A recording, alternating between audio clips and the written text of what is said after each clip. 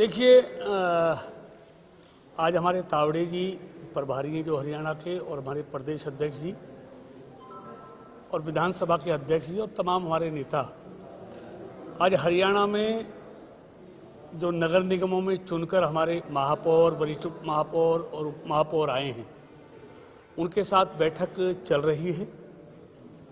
और ये बैठक शहरी क्षेत्रों में किस तरह से विकास को और गति के साथ आगे बढ़ाया जाए, क्योंकि पिछले 6 सालों में हरियाणा के जितने भी शहरी निकाय हैं, अगर आप तुलनात्मक देखेंगे तो वहाँ पर इतनी तेजी के साथ विकास के काम हुए हैं, शहरों की सूरत बदली है।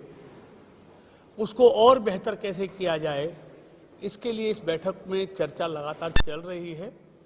अपने महापौर के, वरिष्ठ उप महापौर के, उप महापौर के सुझाव वहाँ पर लिए जा रहे हैं, क्योंकि लोगों ने बड़ी अपेक्षाओं के साथ पहली बार सभी नगर निगमों में अधिकतर में भारतीय जनता पार्टी को बहुमत दिया है।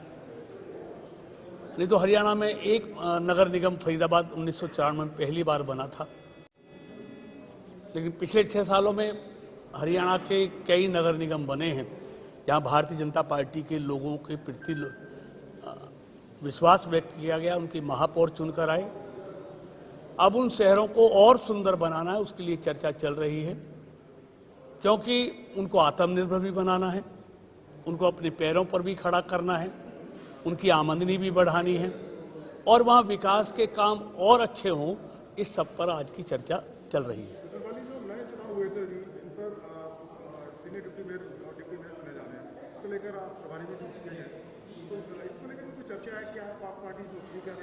देखिए, जो जहाँ अभी नगर परिषद और नगर निगम के चुनाव हुए हैं, वहाँ वाइस चेयरमैन वगैरह का चुनाव होना है। नगर निगम में वरिष्ठ उप महापौर, उप महापौर को चुनाव होना है, तो उस पर सभी लोगों से बातचीत करके आम सहमति से वो चुनाव होंगे और निश्चित तौर पर भारतीय जनता पार्टी के लोग ही वहाँ पर चुन के आएंगे, ऐसा मेरा मानना है।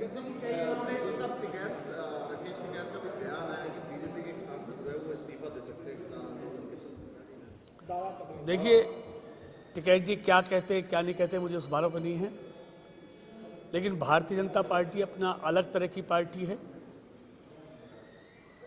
उस तरह उसके सांसद के बारे में किस तरह से वो बयान दे रही मेरी समझ से परे हैं, लेकिन भारतीय जनता पार्टी के लोग सब एकजुट हैं और सब किसानों के हित में हैं, और पार्टी भी पूरी तरह से किसानों की चिंता करने वाली है। और आदरणीय मोदी जी ने एक बार नहीं अनेक अवसरों पे कहा है कि इस देश का अन्नदाता किसान मेरे लिए भगवान के समान है। और पिछले 6 साल में मोदी जी की सरकार ने जो किसानों के हित में फैसले किए हैं, वो मैं समझता हूँ ऐतिहासिक हैं। किसानों की आमदनी को दोगुने करने वाले हैं, किसान को आत्मनिर्भर बनाने वाले हैं और किसान को अपनी मर्जी का मालिक बनाने वाले हैं। कि ऐसा नहीं है अधिकारी और चुने नुमाइंदे एक गाड़ी के 2 पहिए हैं। सरकारें फैसला करती हैं, अधिकारी उनको इम्प्लीमेंट करते हैं, और हरियाणा में खास तौर से दोनों सही दिशा में चल रहे हैं। जो सरकार योजनाएं बनाती है, अधिकारी उसको ईमानदारी के साथ इम्प्लीमेंट करते हैं और दोनों के बीच अच्छा सामंजस्य है। दोनों मिलकर हरियाणा को और गति के साथ आगे बढ़ा रहे हैं विकास को लेकर के। इसलिए ऐसी कोई बात नहीं है। कार स्मूथली चल रही है, अच्छी तरह से चल रही है और अच्छे काम कर रही है।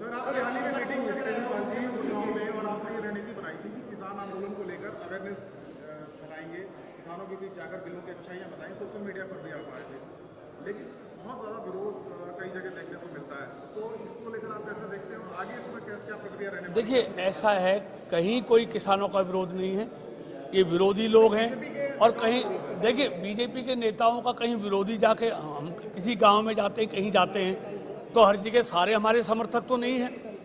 बीजेपी के विरोधी भी हैं, लोकतंत्र है और लोकतंत्र में विरोधी भी रहते हैं, लेकिन विरोधी जाकर हमारी मीटिंगों में हंगामा करेंगे तो ये लोकतंत्र नहीं है। कल को उनके साथ भी ये होने लगेगा तो अच्छी बात होगी क्या?